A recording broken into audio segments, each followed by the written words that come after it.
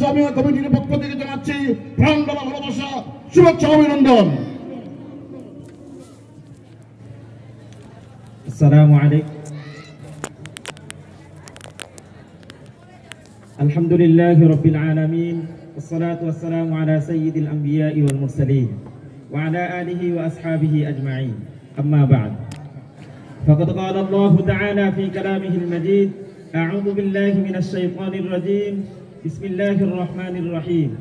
وما كان المؤمنون لينفروا كافة فلولا نفر من كل فرقة منهم طائفة ليتفقهوا في الدين. صدق الله المولانا العظيم. وقال النبي صلى الله عليه وسلم: إن العلماء ورثة الأنبياء، أو كما قال عليه الصلاة والسلام. الحمد لله.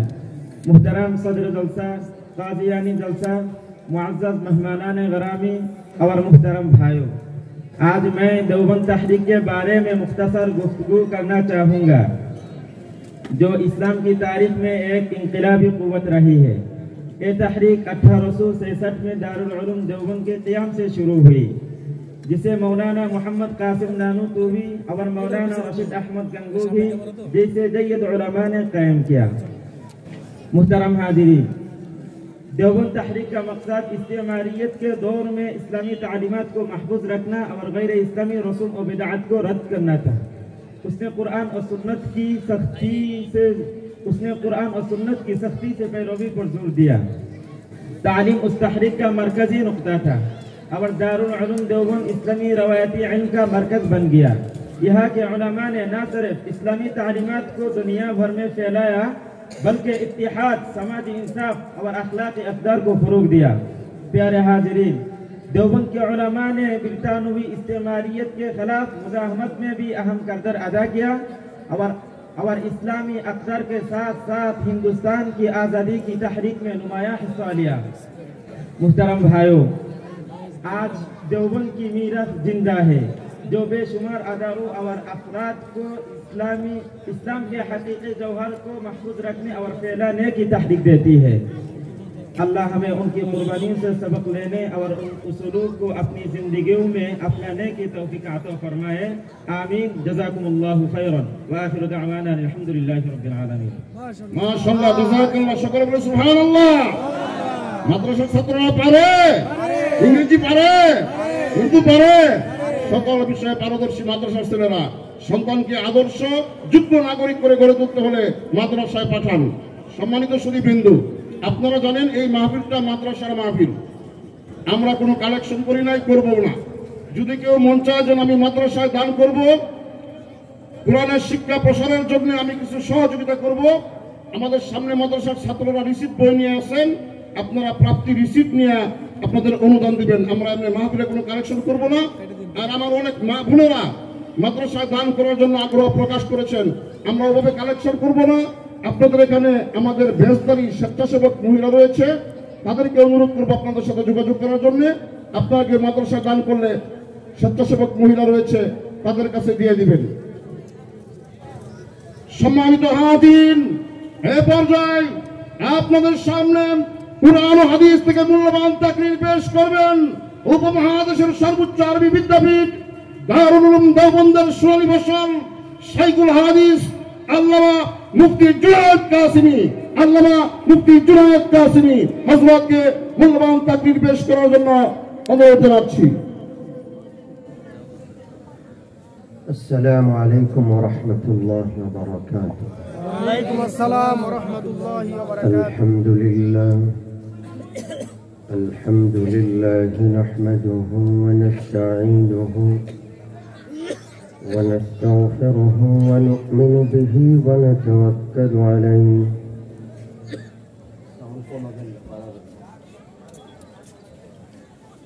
ونعوذ بالله من شرور أنفسنا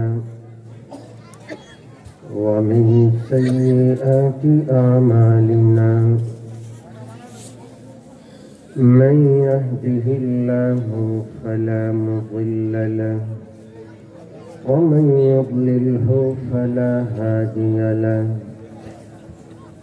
ونشهد أن لا إله إلا الله ونشهد أن سيدنا ومولانا محمدا عبده ورسوله أرسله إلى كافة الناس بشيرا ونذيرا وداعيا إلى الله بإذنه وسراجا منيرا وصلى الله تعالى على خير خلقه محمد وعلى آله وأصحابه وبارك وسلم تسليما كثيرا كثيرا.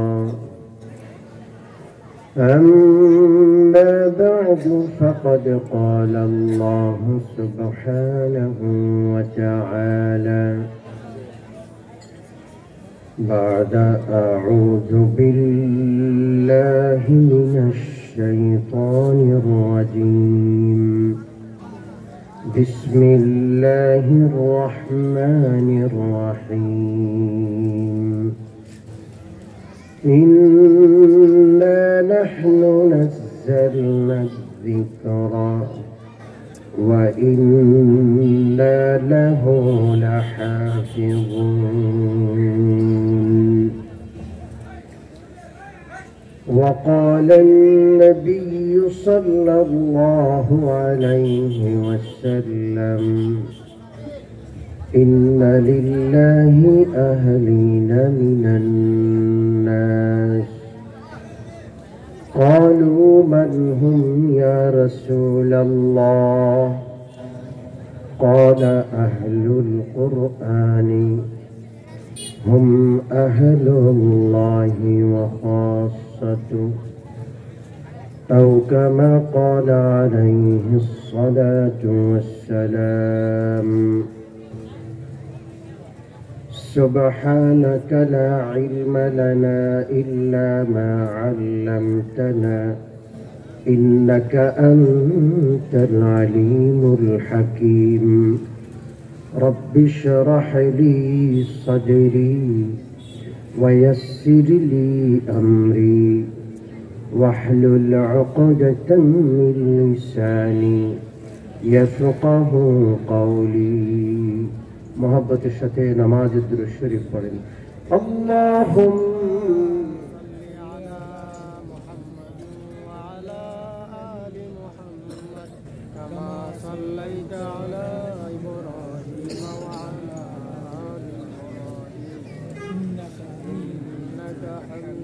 اللهم بارك على محمد وعلى آل محمد كما باركت على إبراهيم وعلى آل إبراهيم إنك حميد مجيد.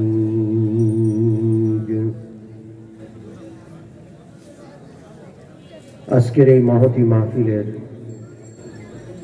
সম্মানিত সভাপতি, মঞ্চ উপবিষ্ট বিজ্ঞ উলামায়ে কেরাম, মান্যগণ্য ব্যক্তিবর্গ, অতিথিবৃন্দ, আমার সম্মুখপানে বসা ইসলাম প্রিয় দিন প্রিয় ভাইরা, পর্দার আড়ালের মা ও বোনেরা, আমি আপনাদেরকে আজকে খুব অল্প সময়ে এই মাদ্রাসা শিক্ষার শিকড় সম্পর্কে একটু ঐতিহাসিকভাবে ধারণা দেওয়ার চেষ্টা করব ইনশাআল্লাহ। আমরা এই মাদ্রাসাগুলোকে দেখতে পাচ্ছি আমাদের এলাকার অলিতে গলিতে কষ্ট করে আলেম ওলামারা মাদ্রাসাগুলো গড়ে তুলে আমাদের বাচ্চাদেরকে আলিফ বা তা পড়ায়, কোরআনের হাফেজ বানায়। এক সময় আমাদের বাচ্চারা আলেম হয়ে যায়। সাধারণ দৃশ্য আমরা দেখি। এই যে শিক্ষা পদ্ধতি, শিক্ষা ব্যবস্থা, শিক্ষা সিলেবাস, এগুলোর ইতিহাস কি, কবে থেকে কিভাবে এটা শুরু হয় জানার দরকার আছে। মানুষ যখন নিজের শিকড় সম্পর্কে জানে, মানুষ সচেতন হয়, সাহসী হয়, উদ্যমী হয়। আমরা আমাদের শিকড় সম্পর্কে জানি না, এই জন্য যারা মাদ্রাসায় পড়ি তারা অনেক সময় হতাশ হই। যেমন একটা শিক্ষা পড়লাম, সমাজে আমাদের ডিগ্রির মূল্য নাই। যে সমস্ত বাবারা সন্তানদেরকে মাদ্রাসায় দেয় তারাও একটা হতাশায় থাকে, কি পড়াচ্ছি। আত্মীয় স্বজন জিজ্ঞেস করে কয় টাকা বেতন পাবে, ভবিষ্যৎ কি জিজ্ঞেস করে, কি করে না। এই জন্য আজকে এই মাদ্রাসা শিক্ষার শিকড়, সিলেবাস, পাঠ্যসূচি, এগুলো সবগুলো নিয়ে ঐতিহাসিকভাবে কোরআন হাদিসের আলোকেও এবং ঐতিহাসিকভাবে একটু ধারণা দেওয়ার চেষ্টা করব। আল্লাহ তাআলা যেন আমাকে সুন্দরভাবে পেশ করার, বলার, সবাইকে বুঝার, অন্তরে ধারণ করার তৌফিক দান করেন। প্রথম কথা আপনাদেরকে বলবো যে এখানে কি পড়ানো হয়, কি শিখানো হয়। এখানে যেই জিনিসটা শেখানো হয় পৃথিবীর কোন প্রতিষ্ঠানে ওই জিনিস শেখানো হয় না। এখানে যা আছে পৃথিবীর কারো কাছে তা নাই। এখানে কি শেখানো হয়? এখানে ওয়াহি শেখানো হয়। ওয়াহি মানে আসমানি ইলম। আল্লাহ যিনি স্রষ্টা, আমাকে আপনাকে সৃষ্টি করেছেন, আমি আপনি কোন শিক্ষায় শিক্ষিত হলে আল্লাহর খাঁটি বান্দা হব, একজন খাঁটি প্রকৃত একজন ভালো মানুষ হব। আল্লাহ আমাদেরকে বানিয়ে ছেড়ে দেন নাই, আমাদের শিক্ষা ব্যবস্থা আল্লাহ তাআলা বানানোর পর আসমান থেকে পাঠাইছেন। সুবহানাল্লাহ বলবেন। এখানে ওই শিক্ষাটা দেওয়া হয় যেটা ইউরোপের ভার্সিটিগুলোতে নাই, আমেরিকার ভার্সিটিগুলোতে নাই, অক্সফোর্ডে নাই, ক্যালিফোর্নিয়া ভার্সিটিতে নাই, অন্য কোথাও নাই। ইলমে ওয়াহি, আসমানি জ্ঞানের শিক্ষা এই মাদ্রাসায় আছে। আলহামদুলিল্লাহ বলেন। ইলমে ওয়াহির শিক্ষক স্বয়ং আল্লাহ। আল্লাহ রাব্বুল আলামিন পৃথিবীর সর্বপ্রথম মানব আমাদের আদি পিতা হযরত আদম আলাইহিস সালাতু ওয়াস সালামকে যখন সৃষ্টি করলেন, স্বয়ং আল্লাহ তাকে শিক্ষা দেওয়া শুরু করলেন। মানব জাতির প্রথম শিক্ষক হলেন মানব জাতির মালিক আল্লাহ, তিনি শিক্ষক। আমি প্রথমে একটা হাদিস দিয়া শুরু করব, তারপরে আয়াতের মাধ্যমে বিষয়টা প্রমাণ করব। হাদিসে আছে বুখারী শরীফে, আল্লাহ রাব্বুল আলামিন হযরত আদম আলাইহিস সালাতু ওয়াস সালামকে সর্বপ্রথম যখন সৃষ্টি করলেন, হযরত আদম আলাইহিস সালাতু ওয়াস সালামের মধ্যে প্রাণ দিলেন। প্রাণ আদমকে যখন বানালেন একটা মাটির ঢাঁচা, মাটি দিয়া বানালেন। কেমন মাটি? শুকনা মাটি। দুই মাটিতে বাড়ি দিলে টক টক টক করে আওয়াজ হয়, কোরআনের আয়াত। এমন মাটি দিয়ে আল্লাহ আদমকে বানানোর পর যখন প্রাণ দিলেন, প্রাণ দেওয়ার আগ পর্যন্ত আদম তো মাটি পড়ে আছে, মাটির একটা ঢাঁচা পড়ে আছে। আল্লাহ রাব্বুল আলামিন আদম আলাইহিস সালাতু ওয়াস সালামের মধ্যে যখন প্রাণ ফুঁকে দিলেন, আদম নবী প্রাণ পেয়ে আদি পুরুষ আমাদের আদি পিতা তিনি উঠে বসলেন। আদম নবীকে আল্লাহ শিক্ষা দিচ্ছেন, শিক্ষক স্বয়ং আল্লাহ। সর্বপ্রথম শিক্ষা আল্লাহ দিচ্ছেন আদমকে। আল্লাহ বললেন, আদম ওই যে কিছু ফেরেশতা আছে তাদের নিকট যান, ওই ফেরেশতাদেরকে আপনি আসসালামু আলাইকুম ওয়া রাহমাতুল্লাহ বলে সালাম দিবেন। ফেরেশতারা কি জবাব দেয় খুব ভালো করে মনে রাখবেন। আল্লাহ রাব্বুল আলামিনের শিখানো সালাম হযরত আদম আলাইহিস সালাম ফেরেশতাদেরকে পেশ করলেন। ফেরেশতাদেরকে হযরত আদম সালাম দিলেন, আসসালামু আলাইকুম ওয়া রাহমাতুল্লাহ। ফেরেশতারা হযরত আদমের সালাম পেয়ে জবাব দিলেন, ওয়া আলাইকুমুস সালাম ওয়া রাহমাতুল্লাহি ওয়া বারাকাতুহু।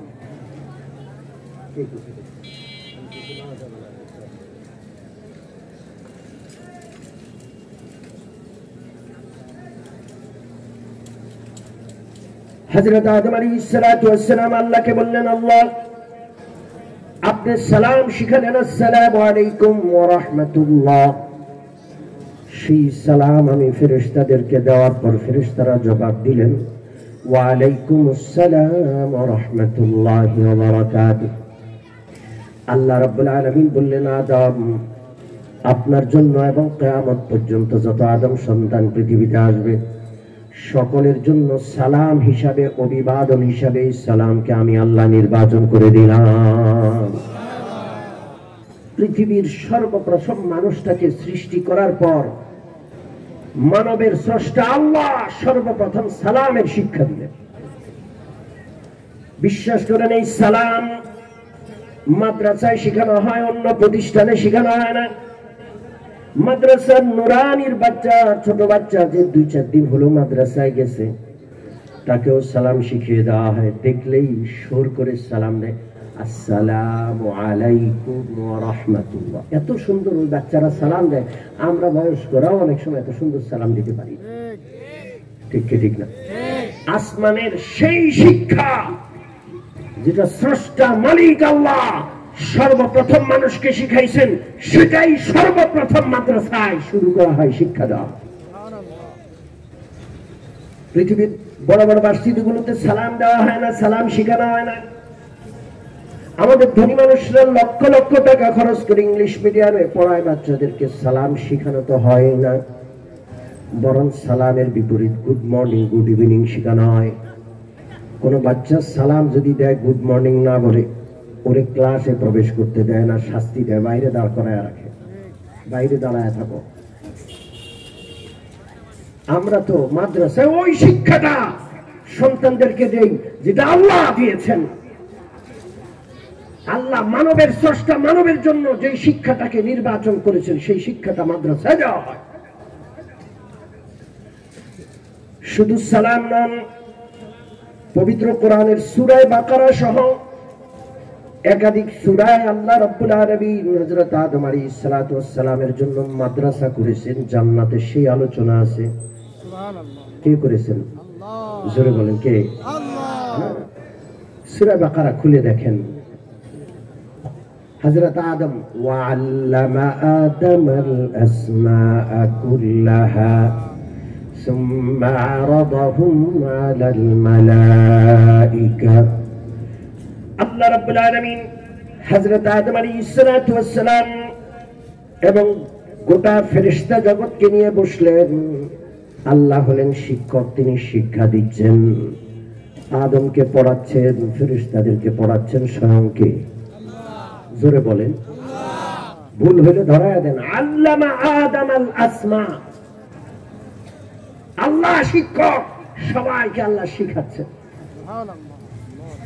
যখন শিক্ষা শেষ হলো, পড়ানো শেষ হলো, আল্লাহ রাব্বুল আলামিন ফেরেশতাদেরকে বললেন, এখন কি পড়াইলাম এতক্ষণ বলো। ফেরেশতারা জবাব দিতে পারল না। ফেরেশতারা বলে, সুবহানাকা লা ইলমা লানা ইল্লা মা আল্লামতানা ইন্নাকা আনতাল আলিমুল হাকীম। আল্লাহ আপনি কি পড়াইছেন আমরা ভালো করে বুঝি নাই। ক্লাসের মধ্যে অনেক রকমের ছাত্র থাকে, কেউ বুঝে, কেউ বুঝে না, কেউ পারে, কেউ পারে না, কেউ কম পারে। ছাত্র কি এক রকমের না বহু রকমের? জোরে বলেন। ফেরেশতারা ফেল করলো, আল্লাহ কি পড়ালেন একজনও জবাব দিতে পারে না। আল্লাহ রাব্বুল আলামিন আদম আলাইহিস সালাতু ওয়াস সালামকে বললেন, আনবিউহুম বিআসমাইহিম।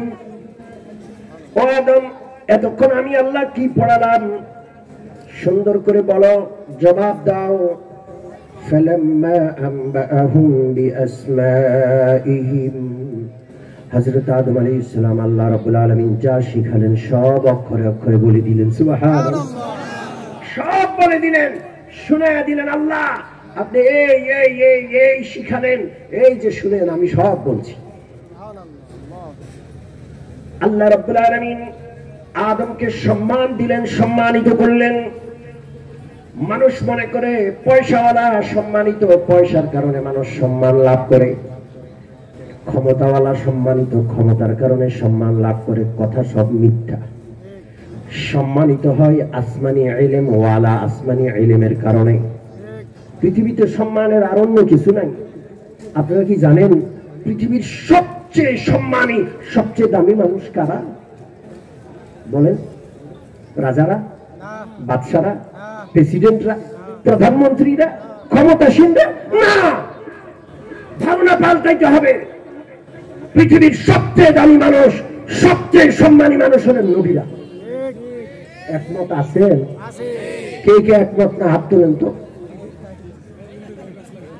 বুঝে নাই ভালো করে সবচেয়ে সম্মানী মানুষ কারা চিৎকার করে বলতে হবে কারো দ্বিমত নাই কারো দ্বিমত নাই আরে খ্রিস্টানরা দ্বিমত করবে না ইহুদিরা দ্বিমত করবে না ইনশাআল্লাহ পৃথিবীর সবচেয়ে সম্মানী মানুষ কারা নবীরা জোরে বলেন কারা নবীদেরকে আল্লাহ কেন সম্মান দিয়েছেন সবচেয়ে সম্মানী নবীগণ কেন টাকার কারণে পয়সার কারণে ক্ষমতার কারণে হযরত আদম আলাইহিস সালামকে আল্লাহ সম্মানী করেছেন কেন আদম আসমানি ইলমটা গ্রহণ করতে পেরেছেন শুনাইতে পারছেন অন্যরা পারে নাই আল্লাহ রাব্বুল আলামিন ইলমের কারণে আসমানি ইলমের কারণে আদমকে সম্মান দিলেন কি সম্মান দিলেন وَإِذْ قَالَ رَبُّكَ لِلْمَلَائِكَةِ اسْجُدُوا لِآدَمَ فَسَجَدُوا إِلَّا إِبْلِيسَ সম্মান দিলেন আজব সম্মান ও ফেরেশতারা জিবরিল মিকাইল আজরাইল যত বড় ফেরেশতাই হও সবাই মিলে আমার নবী আমার প্রথম সৃষ্টি আদমকে সিজদা করো আল্লাহু আকবার হযরত আদমের সম্মান কেন ইলমের কারণে কোন ইলম আসমানি ইলমের কারণে আপনারা কি বুঝতেছেন আমার দিকে খেয়াল করতেছেন খুব ভালো করে শুনুন নবীদের সম্মান কেন আসমানি ইলমের কারণে অন্য কোনো কারণে নয় টাকার কারণে নয় পয়সার কারণে নয় ক্ষমতার কারণে নয় ইলমের কারণে নবীদের বিশ্বাস করেন হযরত আদম আলাইহিস সালামকে যখন আল্লাহ সিজদা করার নির্দেশ করলেন ফাসাজাদু ইল্লা ইবলিস সমস্ত ফেরেশতা সমস্ত সৃষ্টিকুল আদমকে সিজদা করলেন ফেরেশতাদেরকে বলছেন আসলে বড়রা যখন কোনো কাজ করে ছোটরাও করে করে কি করে না জোরে বলেন কোন একজন সম্মানী ব্যক্তি আসলো স্টেজের সবাই দাঁড়ালো অন্যরাও দাঁড়ায় যাবে ওনারা দাঁড়াইছে আমরাও কেন দাঁড়াবো না ঠিক কি ঠিক না আসলে শুধু ফেরেশতারা না এই আয়াতের ব্যাখ্যায় আছে শুধু ফেরেশতারা সিজদা করছে তা নয় গোটা সৃষ্টি জগৎ চাঁদ সূর্য পাহাড় পর্বত গোটা সৃষ্টি জগৎ আদমকে সিজদা করে সম্মান দান করে এই সম্মানের একমাত্র কারণ হলো আসমানি ইলম আল্লাহু আকবার যারা আসমানি ইলম ওয়ালা নবীদেরকে সম্মান করবে না তারা শয়তানের দোসর কারণ শয়তান হযরত আদমকে সম্মান করতে অস্বীকার করেছে ইল্লা ইবলিস সম্মান করে নাই কয়জন গোটা সৃষ্টি জগতে কয়জন সম্মান করে নাই একজন তার নাম কি ইবলিস আবা ওয়াস্তাকবারা ওয়া কানা মিনাল কাফিরিন শয়তান অস্বীকার করলো অহংকার দেখাইলো আমি সিজদা করব না আনা খায়রুম মিন আমি ওনার চেয়ে উত্তম খলাকতানি মিন নারিন ওয়া খলাকতাহু মিন তিন আরে তাকে মাটি দিয়ে সৃষ্টি করেছেন আমাকে আগুন দিয়ে সৃষ্টি করেছেন আগুনের স্বভাব হলো উপরের দিকে উঠে মাটির স্বভাব নিচের দিকে যায় আমি বেশি সম্মানী আমি আদমকে কেন সিজদা করব আদমের সম্মান আর ইজ্জত মানে নাই একজন সে তার নাম কি ইবলিস আল্লাহ তার পরিণতি কি করলেন উখরুজ মিনহা ফাইন্নাকা রাজিম, যা বেরিয়ে যা, আমার জান্নাতে তোর জায়গা নাই। রাজিম, তুই অভিশপ্ত, তুই বিতাড়িত, মারদুদ, বেরিয়ে যা। এবং কিয়ামত পর্যন্ত লানাত। ওয়া ইন্না আলাইকা লানাতি ইলা ইয়াউমিদ্দিন। ও শয়তান, আমার আদমকে, আমার আসমানী ইলমের ধারক বাহক নবীকে সম্মান করলি না। আসমানী ইলমের সম্মান আর মর্যাদা তোর কাছে নাই, তোর জন্য কিয়ামত পর্যন্ত লানাত। ওয়া ইন্না আলাইকা লানাতি ইলা ইয়াউমিদ্দিন, কিয়ামত পর্যন্ত জন্য লানাত। সম্মানিত উপস্থিতি, এই যে আমি কোরআন থেকে আপনাদেরকে ইলমের কারণে নবীর সম্মান এটা দেখাইলাম, শুনাইলাম, বুঝাইলাম। সম্মান না করলে শয়তান, সম্মান না করলে শয়তানের দোসর। শয়তান, পৃথিবীর শয়তানরা, শয়তানের দোসররা বিভিন্ন অপপ্রচারের মাধ্যমে মুসলমানদের ব্রেন এমন ওয়াশ করেছে, মুসলমান ইমানওয়ালা, কালমাওয়ালা কোরআনকে মর্যাদা দিতে চায় না।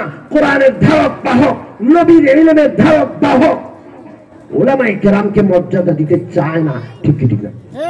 মুসলমান নামাজি, সামনের কাতারে নামাজ পড়ে, টুপিওয়ালা, দাড়িওয়ালা কোরআনের সম্মান দিতে চায় না।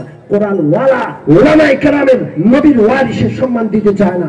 পরিষ্কার কথা, কেউ যদি এমন হয় তাহলে সে টুপিওয়ালা হলো, দাড়িওয়ালা হলো, নামাজি হইল, সে একদিক থেকে শয়তানের দোসর হয়ে গেল।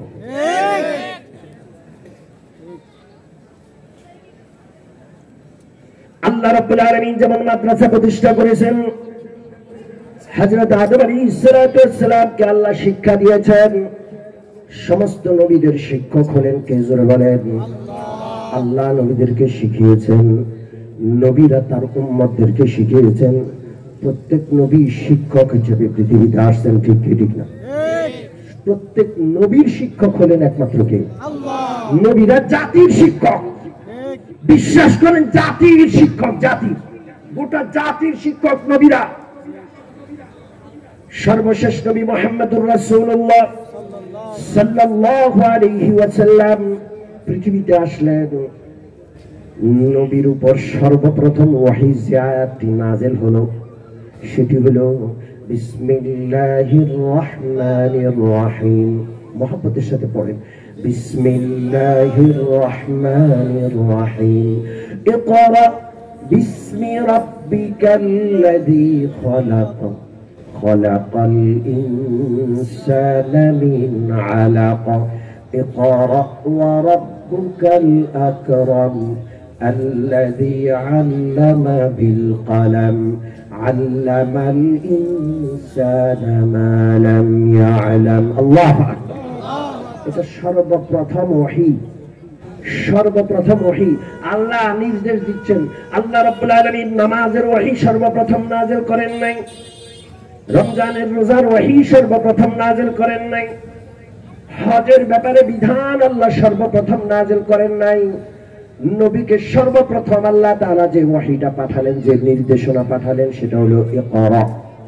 ও নবী পড়ুন। আমার আপনার মুসলমানদের উপর আল্লাহর সর্বপ্রথম নির্দেশনা হলো পড়ো। পড়তে রাজি আছি? ইনশাআল্লাহ। জোরে বলেন, পড়তে রাজি আছি? ইনশাআল্লাহ। এখানে ছোট বাচ্চা হওয়ার শর্ত না। আমরা অনেক সময় মনে করি যে আমি তো এখন কাজ কাম করি, আমি তো এখন পেশাধারী, আমি এক কষ্ট করি, কামাই করি, আমি কৃষক, আমি চাকরিজীবী, আমি ব্যবসায়ী, আমার কি আর পড়ার বয়স আছে? বিশ্বাস করেন, মৃত্যু পর্যন্ত কোরআনের অনুসারী প্রত্যেক ব্যক্তি, প্রত্যেক কালমাওয়ালা, প্রত্যেক মুসলমান ইকরা, তার উপর বিধান। কার বিধান? জোরে বলেন, কার? আমি এখনো আমাদের এই মাদ্রাসার মুহতামিম মাওলানা সাইম সাহেব, আমার খুব প্রিয় মানুষ, আমি এখনো এই স্টেজে আসার আগ মুহূর্তে তাকে বললাম, ছোট বাচ্চাদের জন্য যেমন পড়ার ব্যবস্থা, আমাদের জন্য কোনো বয়স নাই, শিখার কোনো বয়স নাই। আবু বকর রাসূলুল্লাহর ছাত্র হয়েছেন ৩৮ বছর বয়সে, ওমরে ফারুক রাসূলুল্লাহর ছাত্র ছিলেন, ওসমান আলী সব বিবাহিত বয়স্ক ছাত্র। আল্লাহ রসুলের মাদ্রাসায় ছোট ছাত্র হইতে হবে এমন কোন শর্ত ছিল না? ছিল নাকি? জোরে বলেন। আমাদের মুসলমানদের এটা বিশ্বাস করতে হবে যে মৃত্যু পর্যন্ত আমাকে কোরআনের ইলম শিখতে শিখতেই হবে। আমি সারা জীবনই ছাত্র, ইনশাআল্লাহ রাজি আছি ইনশাআল্লাহ। আমি ওনাকে বলেছি ছোট বাচ্চাদের পড়াশোনার ব্যবস্থা অবশ্যই থাকবে, কিন্তু পাশাপাশি প্রত্যেক বয়স্ক, যে কোনো বয়সের হোক, যে কোনো পেশার মানুষ হোক, প্রত্যেকের জন্যই কোরআনের শিক্ষা। রাজি আছেন আমার সাথে একমত ইনশাআল্লাহ? রাজি আছেন ইনশাআল্লাহ? আল্লাহর হাবিব মুহাম্মদুর রাসূলুল্লাহর উপর সর্বপ্রথম ওহী নাযিল হলো ইকরা বিসমি রাব্বিকাল্লাযী খালাক। ও নবীজি, আপনি আপনার ওই প্রভুর নামে পড়ুন যিনি আপনাকে সৃষ্টি করেছেন। বিশ্বাস করেন, ওই পড়া পড়াই না, ওই শিক্ষা শিক্ষাই না, যে শিক্ষায় প্রভুর নাম শিখানো হয় না। ওই পড়া পড়া নামের উপযুক্ত না, ওই শিক্ষা শিক্ষা নামের উপযুক্ত না, যেই শিক্ষায় রবকে চিনানো হয় না। কে বুঝাবে জাতিকে? আর শিক্ষা তো বহু রকমের আছে। বিশ্বাস করেন, চুরির একটা প্রশিক্ষণ আছে, প্রত্যেক এলাকায় চোরদের একটা দল আছে, আছে না নাই? আব্দুল্লাহপুরে চোরদের আলাদা একটা গ্রুপ আছে, পকেটম্যানদের আলাদা গ্রুপ, মোবাইল চোরদের আলাদা গ্রুপ। এরা আব্দুল্লাহপুর থেকে হাউস বিল্ডিং পর্যন্ত কাজ করবে। এর বিপরীতে আসলে অন্য চোর আলাদা করে বিটাইব। আরেক দল আছে হাউস বিল্ডিং থেকে জসিমউদ্দিন পর্যন্ত কাজ করে, কথা বুঝছেন? আরেক দল আছে এয়ারপোর্ট খিলখাত। চোরারা আছে, চোরদের প্রশিক্ষণ আছে। আপনাদের বিশ্বাস হয়?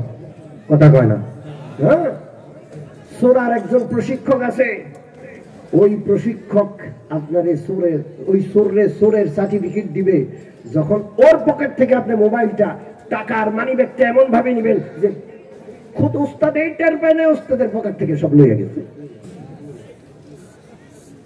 এই শিক্ষাকে আপনারা শিক্ষা বলবেন? জোরে বলেন। বলবেন না তো? এটা শিক্ষা না, এটা কুশিক্ষা। চুরির শিক্ষা কুশিক্ষা। ডাকাতদের একটা প্রশিক্ষণ আছে। গত সরকারের আমলে আমাকেও হ্যান্ডকাপ পরানো হয়েছে, আমাকেও মামলায় ফাঁসানো হয়েছে। তিনটা মাস 90টা দিন আমাকে জেল খাটতে হয়েছে। আমার মসজিদে রমজান মাসে তারাবির নামাজ শেষ করে আমি ঘরে শুইতে গেছি, আমার চোখটা লাগছে মাত্র, আমার দরজায় নক করে আমাকে ধরে নিয়ে গেছে। মিথ্যা মামলায় ফাঁসানো হয়েছে, ধরে নিয়েছে বাসা থেকে। 3 দিন পরে আমার খোঁজ দিছে, আমাকে নাকি গ্রেপ্তার করছে ব্রাহ্মণবাড়িয়াতে। গোটা দেশ, গোটা একটা সরকার মিথ্যা কথা বলে। কেমন সরকার ছিল আল্লাহই জানে। জেলে ছিলাম, জেলের ভিতরে ডাকাতদের সাথে থাকা হয়েছে। ফাঁসির কন্ডেম সেলে আমাকে রাখা হয়েছে। আমার সাথে একজন ডাকাত ছিল, গোলাপ ডাকাত। কি নাম? ডাক গোলাপ। ওর চোখ স্বাভাবিক অবস্থায় এত বড়, যদি ও চোখ বড় করে না, মনে হয় যে চোখটা বেড়ে আসে আমার ধরবে।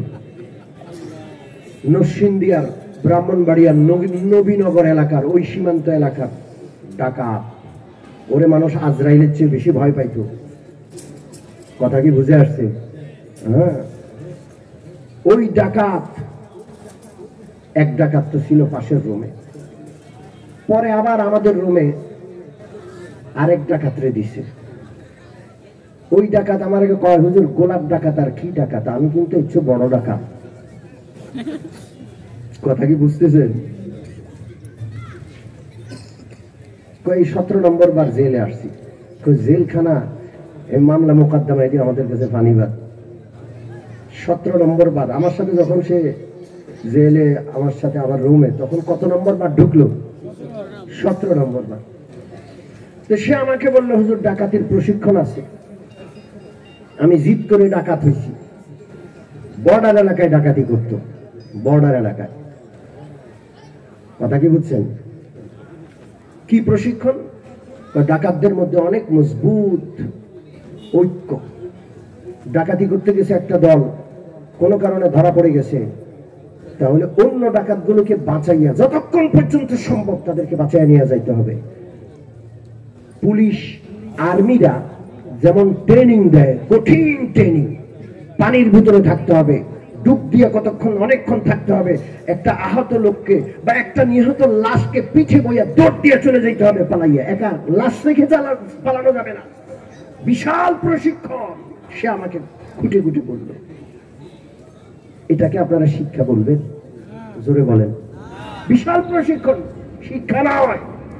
মনে রাখতে হবে ওই শিক্ষা নামের উপযুক্ত নয় যেই শিক্ষায় প্রতিপালকের নাম নাই। বিসমি রাব্বিকাল্লাযী খালাক পড়ুন, ওই পড়া যেই পড়ায় প্রভুর নাম শেখানো হয়, প্রভুর নামেই পড়া শুরু করুন। মুমিন মুসলমান, আল্লাহর হাবিব মুহাম্মদুর রাসূলুল্লাহ এই আয়াতগুলো নাযিল হওয়ার পর মক্কাতে একটা মাদ্রাসা প্রতিষ্ঠা করলেন, নাম হলো দারুল আরকাম। বর্তমানে যে সাফা পাহাড় রয়েছে, সাফা পাহাড়ের পাদদেশে দারুল আরকাম মাদ্রাসা। মক্কায় যতদিন ছিলেন এই মাদ্রাসায় আল্লাহ রসুল পড়াইতেন। যারাই কালমা পড়তো আল্লাহ রসুলের কাছে সেই মাদ্রাসায় এসে ভর্তি হইয়া পড়তো। এই মাদ্রাসাটা গোপন মাদ্রাসা ছিল। যেই দিন আল্লাহর প্রিয় বান্দা হযরত ওমর ফারুক রাদিয়াল্লাহু তাআলা কালমা পড়ে মুসলমান হলেন, হযরত ওমর বললেন, ইয়া রাসূলুল্লাহ, আপনি কি সত্য নবী নন? আমার নবী বলেন, অবশ্যই সত্য নবী। এই কোরআন কি আল্লাহর কালাম নয়? অবশ্যই আল্লাহর কালাম। আমরা সত্যের অনুসারী নই? অবশ্যই সত্যের অনুসারী। তো সব সত্য আমরা গোপন কেন থাকবো? ইয়া রাসূলুল্লাহ, ওমর কালমা পড়ছে, আজ থেকে কোনো জিনিস গোপনে হবে না, সব প্রকাশ্যে চলবে। আল্লাহু আকবার। ওমরের ইসলাম গ্রহণের পর দারুল আরকাম নামক মাদ্রাসা, রাসূলুল্লাহর প্রতিষ্ঠিত মক্কার মাদ্রাসা, প্রকাশ্যে এসে গেল। আল্লাহু আকবার। আল্লাহর হাবিব সাল্লাল্লাহু আলাইহি ওয়াসাল্লাম যেখানে মাদ্রাসা, সেখানে আল্লাহ রাসূল মক্কা থেকে হিজরত করে মদিনায় চলে গেলেন। দারুল আরকাম মাদ্রাসা রাসূলুল্লাহর সাথে মক্কা থেকে মদিনা চলে গেল। সেখানে গিয়ে নাম হলো সুফা মাদ্রাসা। মসজিদ নববীর ভিতরে সুফা মাদ্রাসা।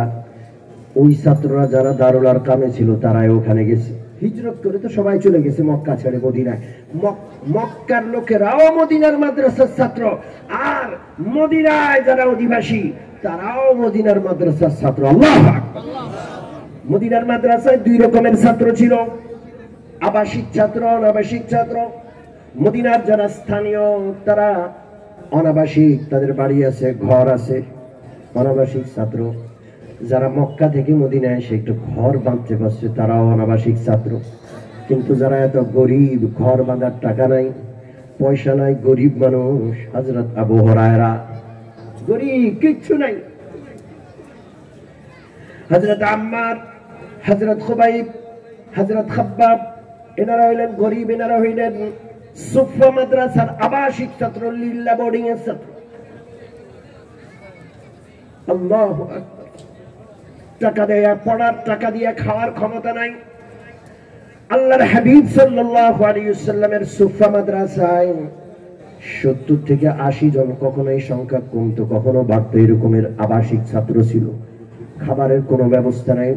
মদিনার মুসলমানদের অনুদানে মাদ্রাসাটা চলত। খেজুর গাছের খেজুর ধরছে, সর্বপ্রথম যে খেজুরটা পাকতো মদিনার আনসারী সাহাবীরা সেই খেজুরের থোকনাটা এনে মসজিদ নববীর পিলারের সাথে বেঁধে দিত। ওই সুফা মাদ্রাসার ছাত্ররা একটা দুইটা করে খেজুর খাইতো আর দিন গুজরান করতো। আল্লাহু আকবার। আজকে মাদ্রাসার গরিব ছাত্রদেরকে দেখে অনেকে নাক ছিটকায়, আছে না নাই? মুসলমানও আছে, না বুঝে না, যে ইতিহাস জানে না, ইতিহাস জানে না, এই জন্য নাক ছিটকায়। হযরত আবু হুরায়রার বর্ণনা বুখারীতে আছে, হাদিসের কিতাবগুলোতে আছে। হযরত আবু হুরায়রা বলেন, পেটে এত ক্ষুধা, খাবারের কোনো ব্যবস্থা নাই, আমি তো এখানে পড়ে আসি, খাবার আসলে খাইতাম, না থাকলে উপোস। এমন ক্ষুধার তাড়নায় পেট পিঠের সাথে লেগে যেত, আমি জমিনে পড়ে থাকতাম। মদিনার মানুষজন মনে করতো এখানে আবু হুরায়রা মৃগী, রোগী, মৃগী। মনে করতো মৃগী রোগী বেহুশ হয়ে রাস্তায় পড়ে আছে। সেই যুগে মৃগী রোগীকে চিকিৎসা দেওয়া হয়তো গর্দানের মধ্যে পা রাখায় দাবাইতো, ঘাড়ের মধ্যে পা দিয়ে দাবাইতো। মানুষ মৃগী রোগে মনে করে আবু হুরায়রার গর্দানের মধ্যে পা রেখে দাবাইতো, পাড়াইতো। আবু হুরায়রা বলেন, আসলে আমি মৃগী রোগী না, আমি ক্ষুধার রোগী। মাদ্রাসার গরিব ছাত্র করে দেখে নাক ছিটকাবেন, আপনার নাক আল্লাহ কেটে দিবে। আবু হুরায়রাকে সম্মান করুন। কিয়ামত পর্যন্ত আবু হুরায়রার অনুসারী যারা গরিব মানুষ, ইলমে দ্বীন শিখার জন্য সবকিছু ছেড়ে মাদ্রাসায় আসছে, তাদের সম্মান করতে শিখুন। আপনি ধনী মানুষ হয়ে নাক ছিটকাবেন, আল্লাহ আপনার বাড়ি গাড়ি সহায় সম্পদ সব কেড়ে নিয়ে আপনাকে মসজিদের সামনে থালা নিয়ে, ভিক্ষার থালা দিয়ে বসাইতে সময় লাগবে না। নাক ছিটকাবেন না। ইলমে ওয়াহিওয়ালাদেরকে ছোট মনে করবেন না। টাকাওয়ালা সম্মানী নয়, আসল সম্মানী হইল নবীর ইলমের ধারকার বাহু। আবু হুরায়রা বলেন, গরিব মানুষ ক্ষুধার তাড়না বরদাস্ত করতে পারতাম না, পড়তাম মনে থাকতো না, খিদায় পড়তাম মনে থাকতো না। একদিন নবীজির কাছে বললাম, বুখারীর হাদিস, ইয়া রাসূলুল্লাহ কত কষ্ট করে থাকি, মনে থাকে না, সকালে পড়ি বিকালে বলে যাই, বিকালে পড়ি সকালে বলে যাই। আল্লাহ রাসূল বললেন, তোমার যে চাদরটা আছে একটু বিছাও। আবু হুরায়রা চাদরটা বিছায়া দিলেন। আল্লাহ রাসূল কি জানি এমনি রাখলেন, কিছু নাই, হাওয়া এমনি করে রাখলেন, দেখা যায় না কিছু। বুখারী কোনো গল্প নয়। আবু হুরায়রাকে বললেন, আবু হুরায়রা এটা জম্মি, তোমার বুকের সাথে মিলায় নাও।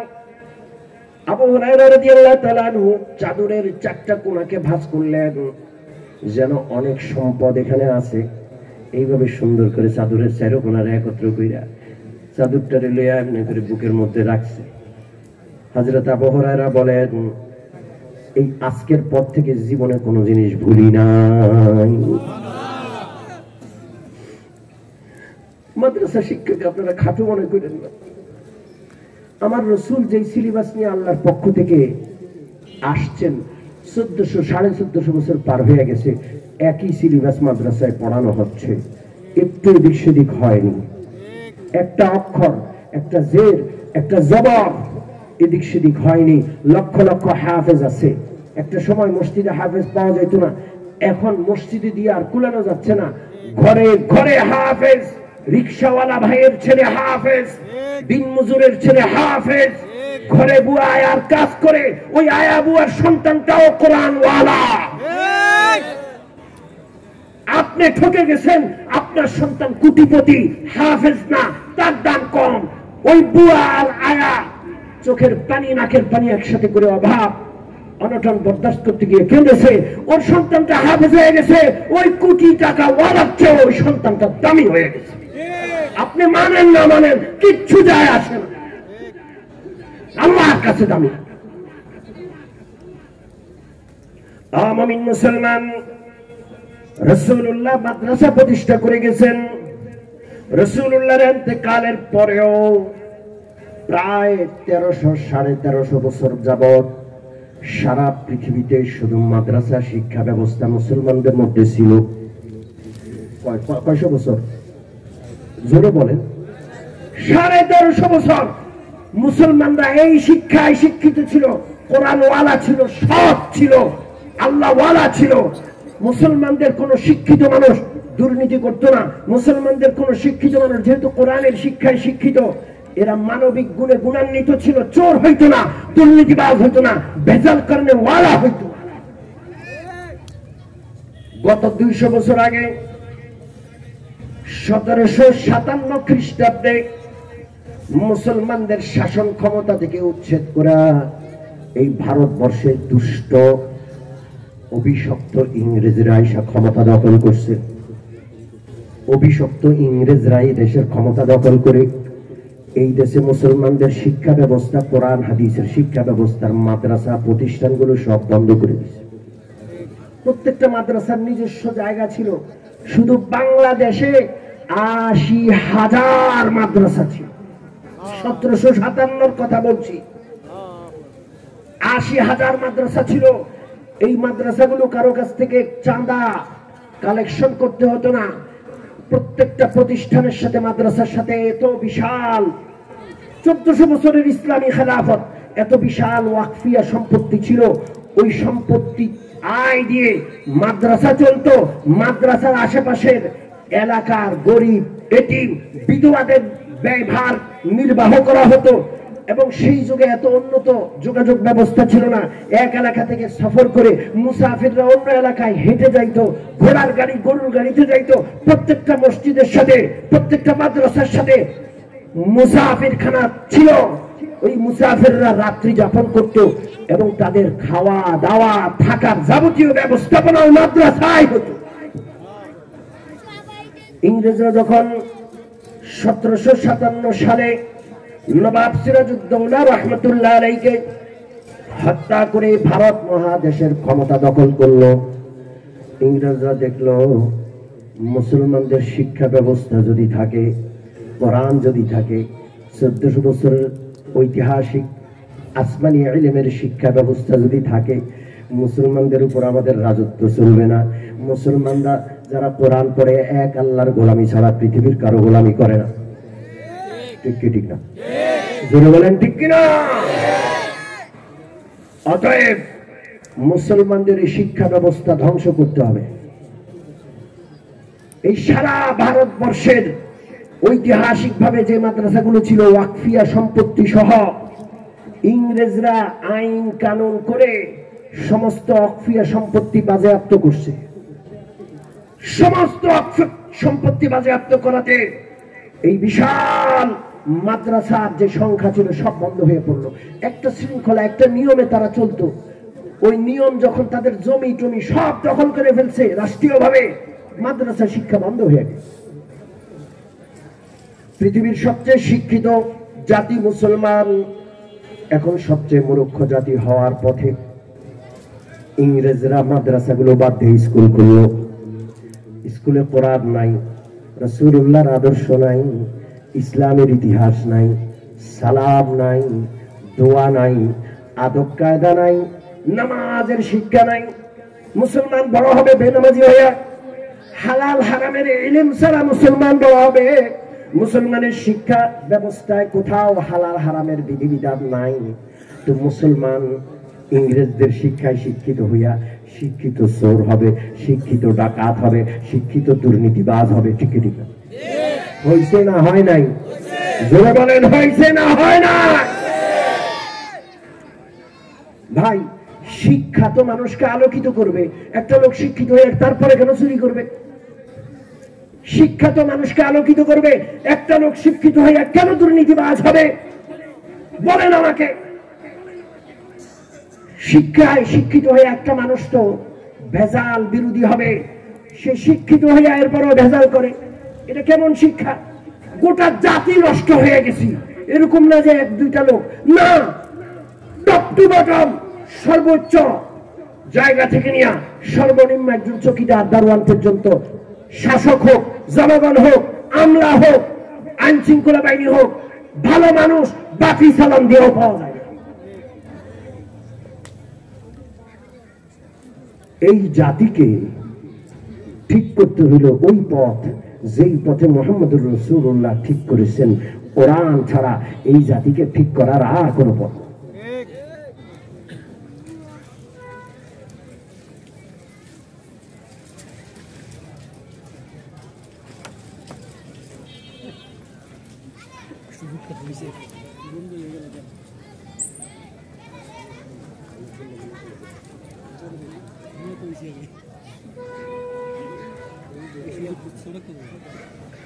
সম্মানিত উপস্থিতি, আমার কথা কি বুঝতেছেন? আপনাদের কষ্ট হচ্ছে? ইংরেজরা গোটা ভারতবর্ষের শুধু শিক্ষা ব্যবস্থা ধ্বংস করছে তা না। যারা দুনিয়া বুঝেন খুব ভালো করে শুনে রাখেন, পৃথিবীর সবচেয়ে ধনী রাষ্ট্র ছিল ভারত। ভারতবর্ষ পৃথিবীর সবচেয়ে ধনী রাষ্ট্র। আর ভারতবর্ষের সবচেয়ে ধনী হলো বাঙ্গাল, বাংলাদেশ, সৌবা বাঙ্গাল, বাংলা এলাকা পৃথিবীর সবচেয়ে সবচেয়ে ধনী রাষ্ট্র ছিল। আজকে যেমন আমরা আমাদের সন্তানরা খায়া না খায়া আমেরিকা যাইতে চায়, ইউরোপ ইটালি যাইতে চায়। ইতিহাসের একটা সময় ছিল সারা পৃথিবীর মানুষগুলো ব্যবসা করার জন্য, চাকরি করার জন্য ভারত আসতো। সারা পৃথিবীর মানুষগুলো বাংলা এলাকায় আসতো। এত সুখী দেশ, এত সমৃদ্ধশালী দেশ, এত সুন্দর সুশাসনের দেশ পৃথিবীতে ছিল না। এই দুষ্ট ইংরেজরা এই দেশের শাসন ক্ষমতা নিয়ে মুসলমানদের শুধু শিক্ষা ব্যবস্থা কেড়ে নেয় নাই, গোটা দেশের অর্থনীতিকে লুটতরাজ করে এতটা পঙ্গু করেছে, আল্লাহর কসম। পৃথিবীর সবচেয়ে দরিদ্র রাষ্ট্র ছিল ব্রিটেন, আমেরিকা, ইটালি সহ ওই সমস্ত এলাকা। এই ভারতবর্ষের সম্পদগুলো লুট করে নিয়ে ওরা লুটেরারা এখন ধনী, আর আমরা এখন গরিব। ইতিহাস পড়েন, আমাদের সামনে ইতিহাস বলারও কোনো লোক নাই, কেউ ইতিহাস শোনায় না।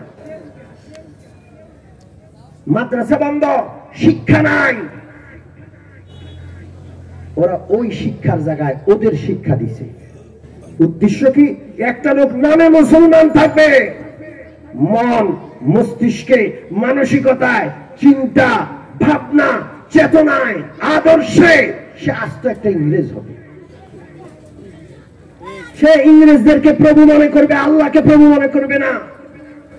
ওখান থেকে যদি পায়খানাও দেয় খেয়ে নেব, এখান থেকে যদি ইসলামের নামে হালুয়া দেয় হালুয়াও খেতে না।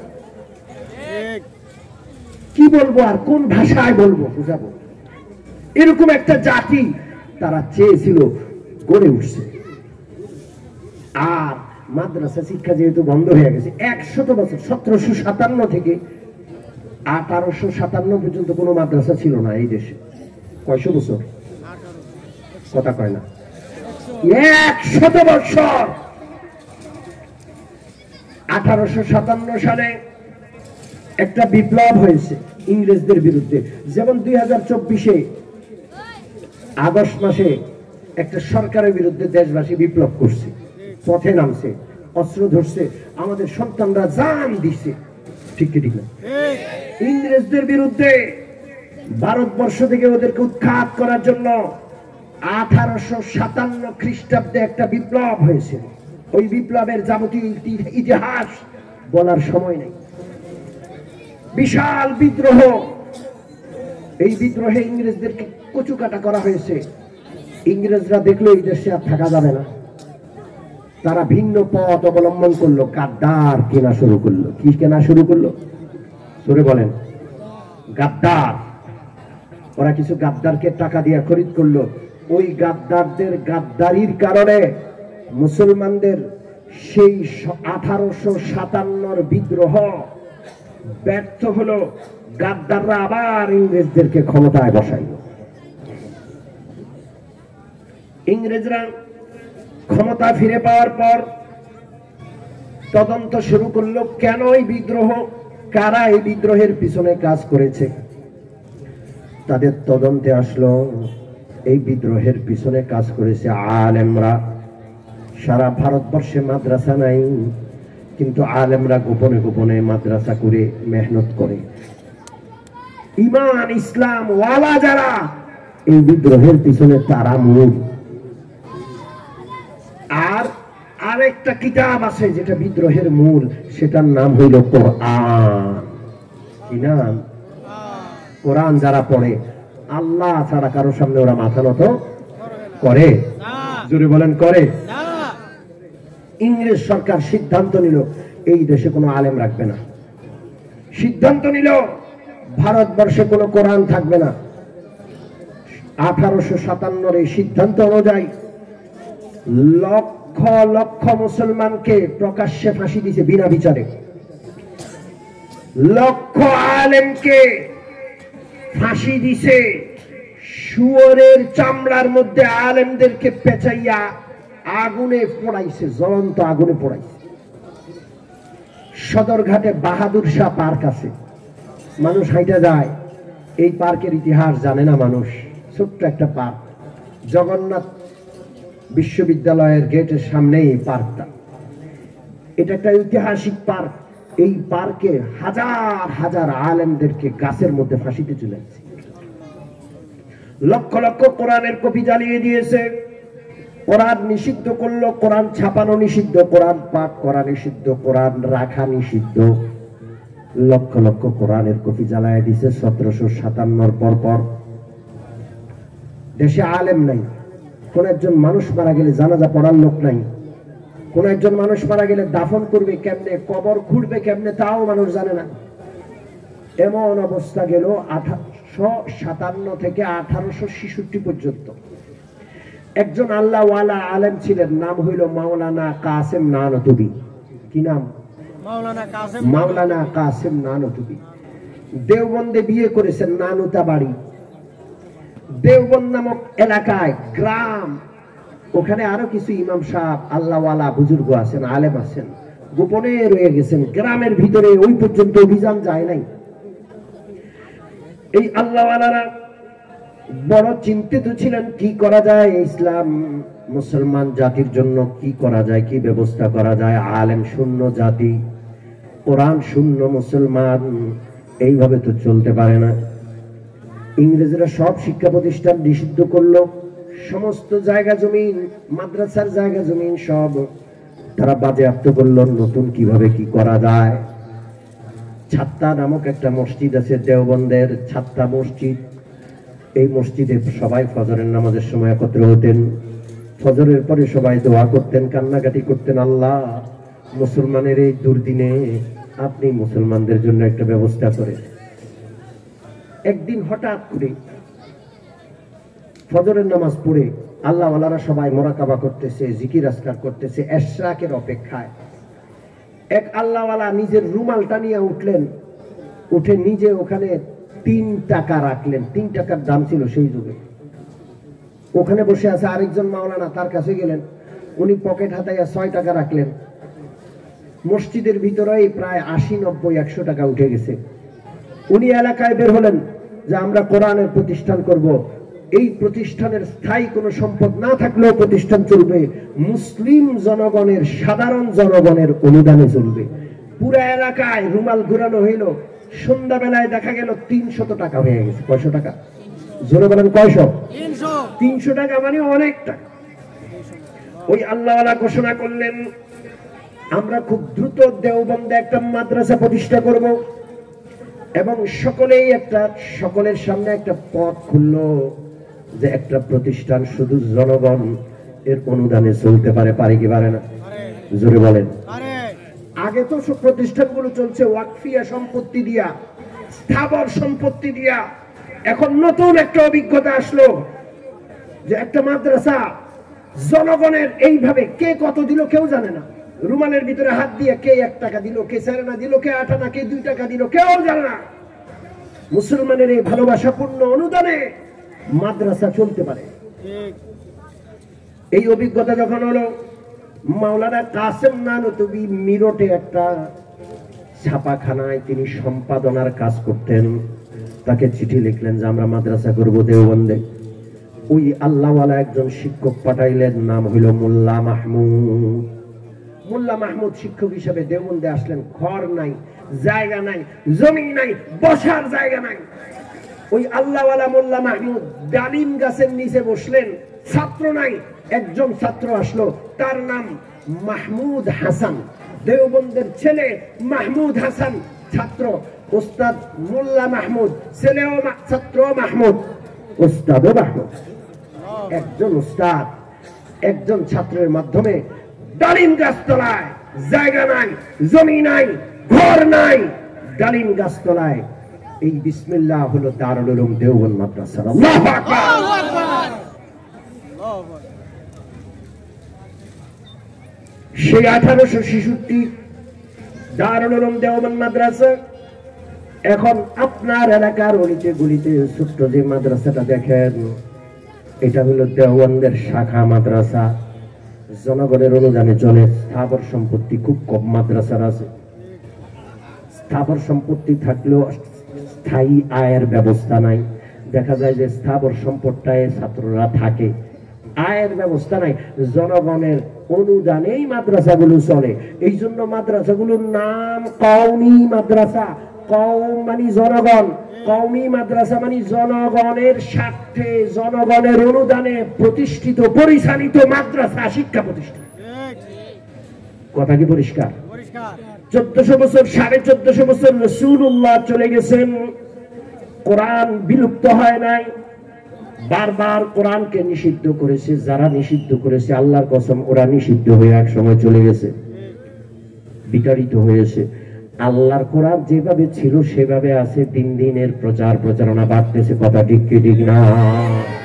ভোর রাত্রে আপনি যখন জাগবেন সারা পৃথিবী ঘুমায় আছে, কোরআনের মাদ্রাসাগুলোর পাশ দিয়ে আপনি হেঁটে যান, দেখবেন ছোট্ট ছোট্ট নিষ্পাপ তালেবে ইলম, নাবালেগ তালেবে ইলমদের কোরআনের কণ্ঠস্বর ভেসে আসে। ঠিক ঠিক না?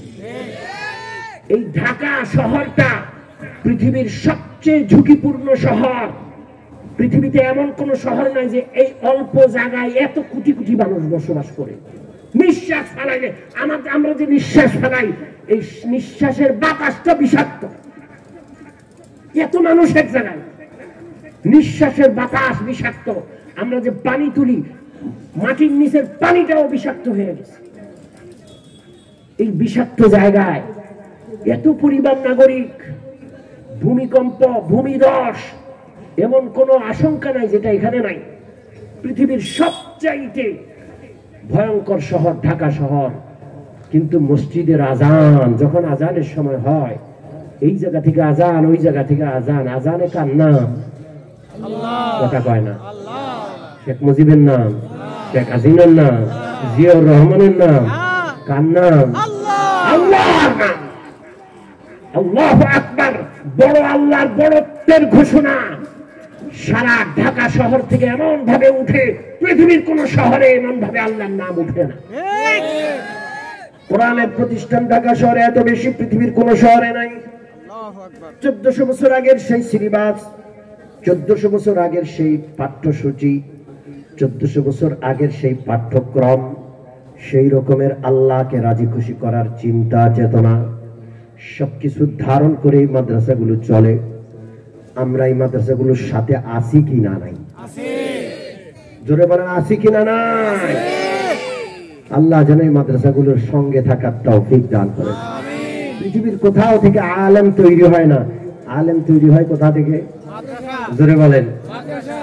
আলেমরা কারা? নবীর ওয়ারিস। জোরে বলেন কি? নবীর ওয়ারিস, মুহাম্মদুর রাসূলুল্লাহর ওয়ারিস, সমস্ত নবীদের ওয়ারিস। এই ওয়ারিস গুলো তৈরি হয় মাদ্রাসায়। পৃথিবীর কোন প্রতিষ্ঠান থেকে কোরআনের হাফেজ তৈরি হয় না। কোরআনের হাফেজ তৈরি হয় মাদ্রাসাগুলো থেকে। আসমানি কিতাবের ধারক বাহক কোরআনের হাফেজ তারা। আমরা এই কোরআনের প্রতিষ্ঠান আল্লাহ কর্তৃক নাযিলকৃত আসমানি কিতাবের প্রতিষ্ঠান মুহাম্মদুর রাসূলুল্লাহ প্রতিষ্ঠিত মক্কার দারুল আরকাম, মদিনার সুফা মাদ্রাসার আদলে গড়ে ওঠা এই প্রতিষ্ঠানগুলোর সঙ্গে থাকবো তো ইনশাআল্লাহ? চিরজীবন থাকবো তো? আমাদের সন্তানগুলোকে দিব তো ইনশাআল্লাহ? চোখটা বন্ধ হবে না। টাকা পয়সা ক্ষমতা সব ফুটুস বা বেলুনের ফুটা যেরকম ফুটস করে ফুটে যায়, শেষ ওইরকম ফুটুস হয়ে যাবে। হাসরের ময়দানে আলেমদের মর্যাদা, তারা নবীদের পাশে বসবে। হাফেজদের, কোরআনে হাফেজদের মর্যাদা, তাদেরকে আল্লাহ নূরের মিম্বরে তাদের মা বাবাকে বসাবে। ওগুলো দেখে কাঁদতে কাঁদতে চোখের পানি শেষ হয়ে রক্ত পুজ বের হবে, ফায়দা হবে। আমরা এখনো সিদ্ধান্ত নিতে পারি, এখনো সময় আছে। আমরা নিজেরাও কোরআনের ছাত্র হব ইনশাআল্লাহ। আমরা মাদ্রাসার পাশে থাকবো ইনশাআল্লাহ। আমাদের গোটা জাতির সংশোধনের জন্য, গোটা জাতিকে সৎ, আল্লাহওয়ালা, ন্যায়পরায়ণ, দুর্নীতি মুক্ত করার জন্য কোরআন ছাড়া আর কোন সিলেবাস নাই পৃথিবীতে। আছে? পুলিশ দিয়ে জাতি ঠিক হয়ে যাবে? র্যাব দিয়ে ঠিক হয়ে যাবে? দুর্নীতি দমন কমিশন দিয়ে ঠিক হয়ে যাবে? আল্লাহ আমাদেরকে কোরআন ওয়ালা হওয়ার তৌফিক দান করেন। গোটা জাতিকে আল্লাহ তাআলা কোরআন ওয়ালা হইয়া সৎ, যোগ্য, আল্লাহওয়ালা জাতি হিসেবে গড়ে ওঠার তৌফিক দান করেন। আমিন। ওয়া আখিরু দাওয়ানা আলহামদুলিল্লাহি রাব্বিল আলামিন ওয়া সাল্লাল্লাহু তাআলা আলা খাইরি খালকিহি মুহাম্মাদ ওয়া আলিহি ওয়া সাহবিহি।